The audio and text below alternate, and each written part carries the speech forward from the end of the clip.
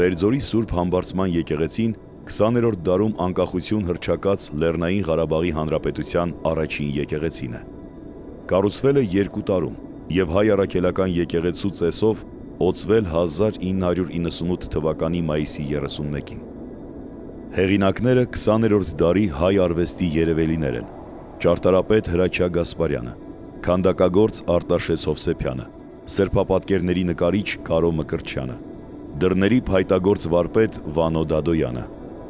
Հարավային պատին արձանագրված են բոլոր շինարարների անունները՝ ճարտարապետից մինչև բանվորներ։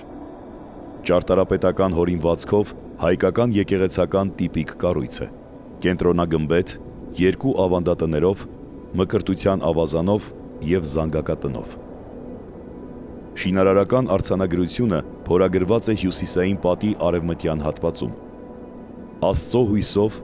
մենք, Քաշաթաղի նորաբնակ ժողովուրդը, կառուցեցինք Սուրբ Համբարձում անունով եկեղեցին ի հիշատակ հայրենիքի համար նահատակված մեր բյուրավոր եղբայրների։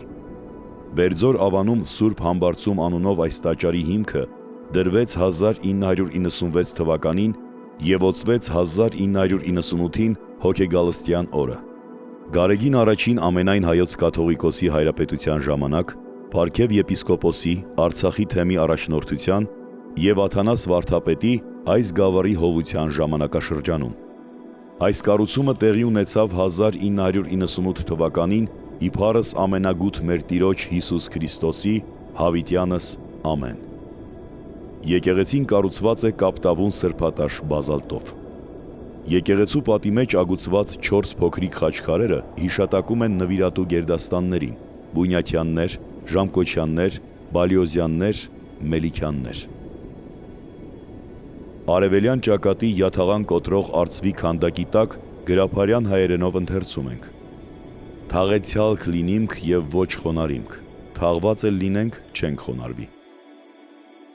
Սուրբ Համբարձման եկեղեցին հայ առաքելական եկեղեցու Արցախի թեմի իրավասության տակ է։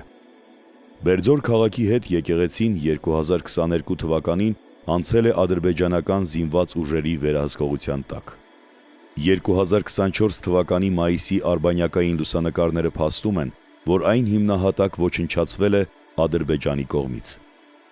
Եկեղեցու կանխամտածված ոչնչացումը միջազգային իրավունքի կոպիտ խախտում է և համարվում է մարդկության դեմ ծանր հանցագործություն։